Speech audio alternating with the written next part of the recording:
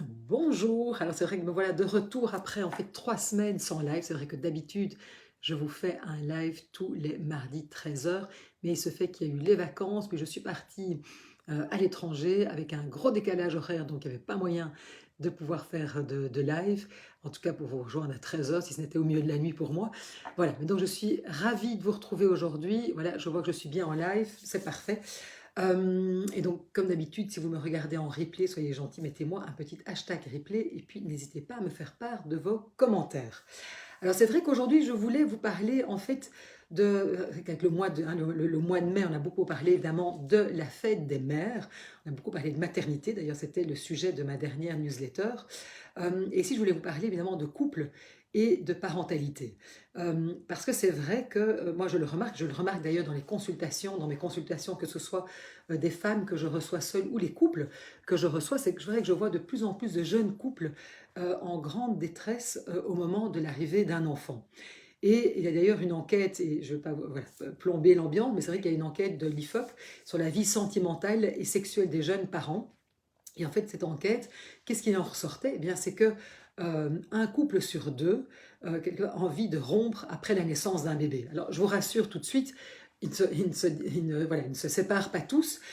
mais c'est clair que ça peut vraiment, c'est ce qu'on appelle le fameux baby clash. C'est vrai que ça peut amener vraiment des grosses frustrations, des grosses disputes. D'ailleurs, on voit quand même que 20 à 25% des couples se séparent dans les premiers mois qui suivent la naissance d'un enfant. Donc on voit quand même que ces statistiques sont alarmantes et que c'est évidemment pas si facile. Et j'aimais bien, je vais vous citer voilà, la réflexion du docteur Katharina Aubergenois, qui est une psychiatre et qui travaille aux hôpitaux universitaires à Genève, qui reçoit justement des jeunes couples, qui fait des consultations donc psychothérapeutiques de jeunes couples et de familles. Et qu'est-ce qu'elle dit? Elle dit en fait que, et c'est vraiment moi ce que j'ai pu constater aussi, j'ai envie de dire dans mes consultations, c'est que les thérapeutes de couple et de famille rencontrent de plus en plus de jeunes familles avec des petits-enfants et ils sont en détresse. Comme si en fait quelque part l'accès à la parentalité n'allait plus de soi et bouleversait trop l'équilibre conjugal. À cela s'ajoute parfois l'isolement géographique qui prive les jeunes parents du soutien précieux de leur famille d'origine et qui rend d'autant plus dure la transition à la parentalité. Alors, c'est sûr que euh, c'est clair, enfin, en tout cas moi j'ai déjà pu, alors que moi je veux dire, ma fille aînée a maintenant 28 ans, c'est vrai que moi je me suis rendu compte qu'en effet devenir mère, mais certainement, pour moi en tout cas, a provoqué vraiment des gros bouleversements, mais c'est sûr aussi que ça a eu un impact évidemment sur mon couple. Et c'est ce que je vois évidemment dans les couples que je reçois dans mes consultations ou les femmes qui viennent me voir lorsqu'elles viennent en coaching. C'est sûr que, on va pas se mentir, même si on nous dépeint l'arrivée d'un bébé comme la chose la plus magnifique, et évidemment qu'il y a quelque chose de magnifique. Alors, je dis, j'ai 3 grandes filles et je suis très heureuse d'être maman aujourd'hui. Mais c'est sûr que l'arrivée d'un enfant, ça va impulser, ça va venir évidemment bouleverser quelque part notre vie de couple. Ça va venir nous bouleverser dans notre rythme de vie, dans la qualité du sommeil, et ça on sait que c'est vraiment un gros problème, dans la place de la famille et des amis, parce que tout à coup, on peut avoir des beaux-parents, des parents voilà, qui prennent peut-être trop de place, ou des amis qui peuvent être frustrés qu'on ait moins de disponibilité. Ça a aussi évidemment des gros bouleversements identitaires. Je veux dire que devenir mère, devenir père, ce n'est pas anodin.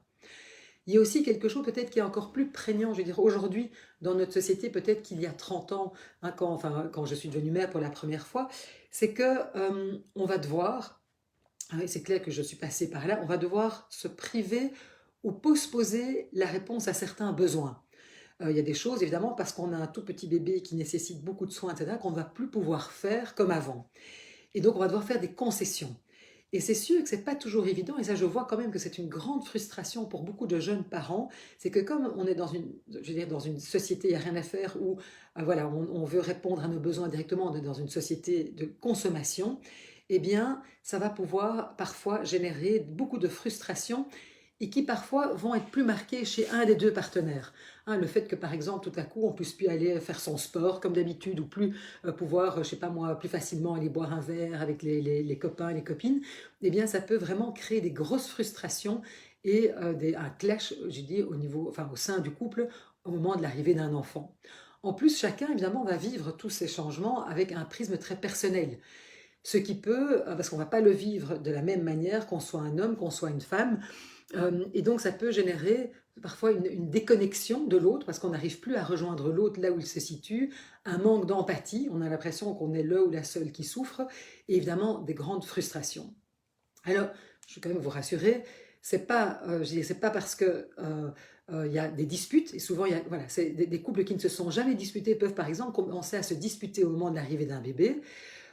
Et donc, je veux dire, tous les couples, en tout cas, n'auront pas spécialement des grosses disputes, des grosses frustrations, mais en tout cas, c'est clair que l'arrivée d'un bébé va faire qu'on va passer par une phase, j'ai envie de dire, de décentrage pour retrouver un nouveau rééquilibrage.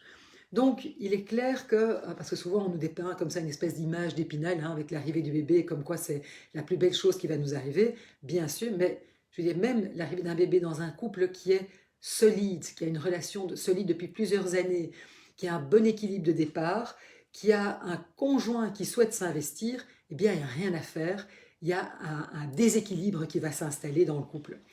Parce que, comme je le disais, eh bien, la grossesse ne va pas, je veux dire, affecter les deux partenaires de la même manière. C'est sûr que, par définition, une femme va vivre évidemment sa grossesse et son postpartum pardon, très différemment d'un homme. Et donc les deux parents ne vont pas vivre la même chose. Parce qu'il n'y a rien à faire aussi, il ne faut pas l'oublier, on reste dans une société qui est patriarcale. Et donc, ça va, voilà, je veux dire, sans devenir un misogyne, c'est que ce déséquilibre, il va encore et toujours peser quand même principalement sur la femme. Et donc, in fine, sur un déséquilibre de couple. Ça, j'en ai déjà parlé voilà, à plusieurs reprises. Il faut savoir que ce phénomène, ce déséquilibre va s'accentuer. C'est-à-dire que plus il y aura d'enfants, plus ce déséquilibre va s'accentuer parce qu'on va avoir des femmes encore aujourd'hui qui vont travailler quelque part moins et des hommes qui, pour compenser, vont travailler plus. Et donc, ça veut dire que des femmes qui vont travailler moins et qui vont prendre plus en charge au niveau de la charge, j'ai envie de dire, domestique et parentale, et des hommes qui, quelque part, vont s'investir plus dans le travail pour compenser la perte, j'ai envie de dire, salariale, et qui donc vont moins s'investir. Alors, c'est pas comme ça dans tous les couples, je vous rassure, mais c'est vrai que c'est quand même une tendance qu'on voit encore aujourd'hui. Et d'ailleurs, je l'ai déjà cité, mais c'était vraiment toutes les recherches du prix Nobel d'économie en 2023, donc de Claudia Goldin, qui montraient vraiment l'impact de l'arrivée d'un enfant sur les écarts salariaux entre les hommes et les femmes. Et donc, on voit que les mères réduisent leur temps de travail, que les pères l'augmentent et que donc, quelque part, les mères, j'ai envie de dire, s'appauvrissent. En tout cas, s'il n'y a pas un équilibre, un nouvel équilibre financier qui s'inscrit au sein du couple. Donc, c'est vraiment voilà, un sujet qui est important parce qu'on voit que non seulement l'arrivée d'un enfant va avoir des conséquences, je veux dire, sur l'entente du couple, sur comment le couple va s'organiser, ça peut générer des frustrations, des tensions, etc. Mais bon, voilà, je dirais c'est important de le savoir, qu'on puisse en parler et qu'on puisse aussi anticiper un certain nombre de choses, mais ça va aussi avoir des conséquences économiques sur le court, le moyen et le long terme. Et donc, c'est pour ça que quand Solène Pignet, qui est une dame que j'aime énormément, qui est aussi qui est coach et qui a créé un programme qui s'appelle Grossesse d'entrepreneur. En fait, c'est-à-dire qu'elle a vraiment créé un programme qu'elle lance là maintenant qui s'adresse principalement justement à des femmes entrepreneurs pour comment faire quand à l'arrivée d'un enfant, pour que justement elles puissent, parce que trop souvent ce qu'on voit c'est que les femmes entrepreneurs parfois mettent fin à leur activité ou la ralentissent tellement fort. Et en fait, justement, elle se dit, mais ça c'est tellement dommage, je vois des femmes avec des chouettes projets, et puis tout à coup, l'arrivée d'un enfant vient bousculer tout ça, et justement, comment on peut s'y préparer, et comment on peut faire en sorte que notre activité ne périclite pas. Et quand elle m'a demandé d'intervenir dans son programme de, voilà, de formation, moi, en tant que, j'ai envie de dire, spécialiste notamment du couple et des femmes qui vivent des périodes de remise en question, j'étais super contente de pouvoir intervenir et on a créé ensemble une masterclass justement qui parle justement de l'arrivée d'un enfant et comment rééquilibrer tout ça, donc quel est l'impact sur le couple, et puis surtout de comprendre les causes du déséquilibre, les conséquences évidemment pour les femmes, et puis surtout comment créer un nouvel équilibre. Et d'ailleurs, je le mettrai en commentaire de cette vidéo, je vous mettrai le lien vers son programme, Parce que si jamais vous êtes vous-même voilà, entrepreneur, ou même enfin, cette masterclass, en tout cas, elle s'adresse à toute femme, à tout couple qui a envie d'avoir un enfant. Donc si vous êtes dans un projet d'enfant, ou si par exemple vous avez vous-même vos enfants, comme par exemple moi je suis en âge évidemment d'avoir voilà, des enfants qui veulent eux-mêmes devenir parents, donc d'être grand-mère, eh bien je trouve que c'est vraiment voilà, c'est une masterclass qui est super intéressante parce que justement on parle de toutes ces voilà, des causes du déséquilibre, qu'est-ce qui se passe, à quoi on doit être attentif, parce que moi en tout cas, enfin en tout cas j'y ai partagé tout ce que moi j'aurais voulu savoir le jour où j'ai décidé d'avoir un enfant. Parce que je l'ai fait de manière, comme pour beaucoup de choses, de manière très naïve, sans me rendre compte que ça allait avoir des conséquences. Et je pense que si j'avais été mieux préparée,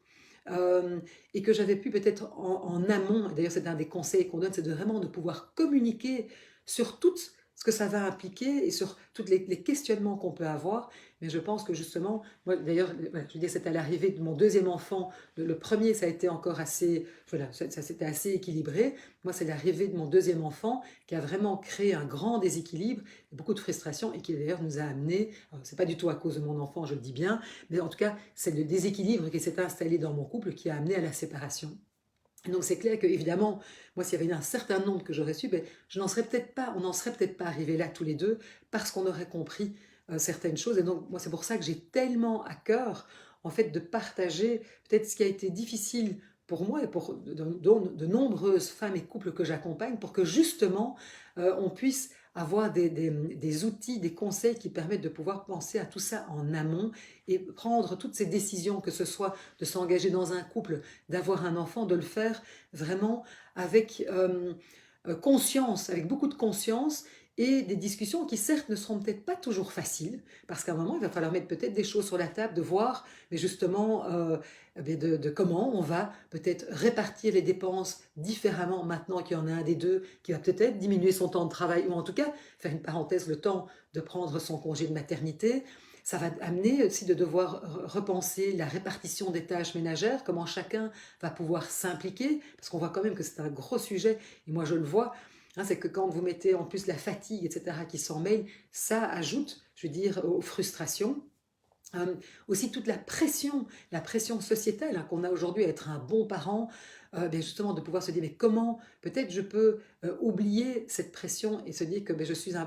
parent suffisamment bon et ne plus être dans cette espèce de référence extérieure où on voit qu'il faut faire tellement de choses et finalement on se met une pression de dingue et on en arrive aujourd'hui quand même à du burn-out parental.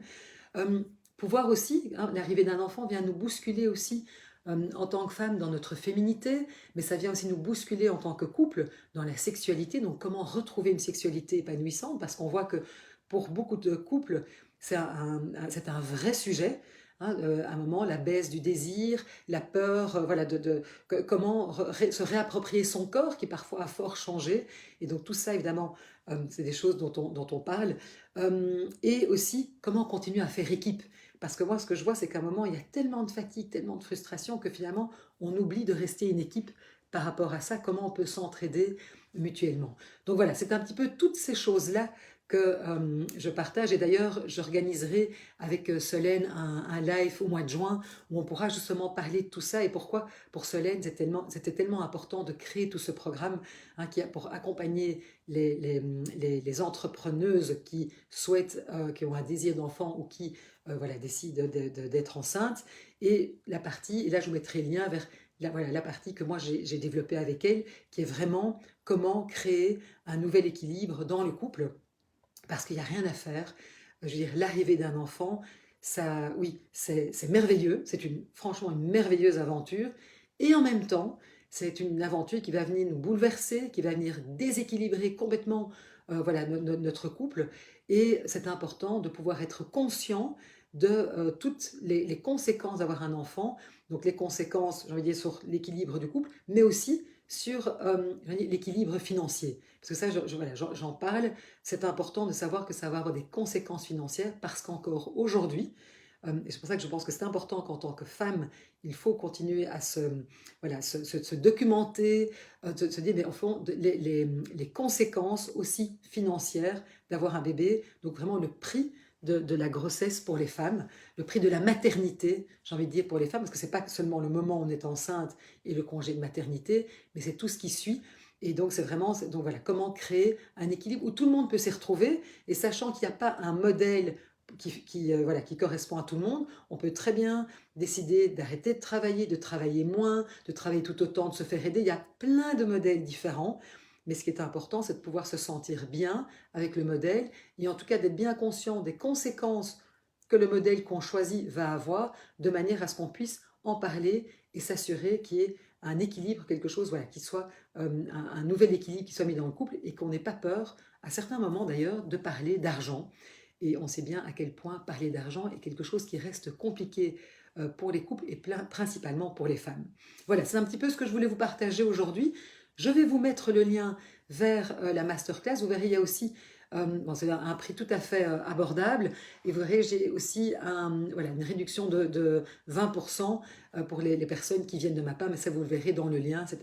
facile, c'est bien expliqué. Et donc, ça peut aussi être un très chouette, j'ai envie de dire, un chouette cadeau de naissance. En tout cas, les retours qu'on a eus, parce qu'on a testé la masterclass, c'était vraiment que ça avait permis au couple justement de pouvoir aborder certains sujets. C'est très chouette de le regarder à deux, avec son conjoint, sa conjointe, parce que c'est vraiment, ça amène voilà, toute une série de questions. C'est fait avec voilà, beaucoup d'ouverture, beaucoup de bienveillance, et j'espère en tout cas que ça pourra apporter voilà, des réponses et en tout cas des questionnements constructifs pour voilà, les couples qui décident d'avoir un bébé. Et voilà, c'est ce que je voulais vous partager aujourd'hui. Je vous souhaite une belle après-midi. N'hésitez pas à me faire part de vos commentaires, hashtag replay, et je vous retrouve la semaine prochaine pour un nouveau live. Bon après-midi!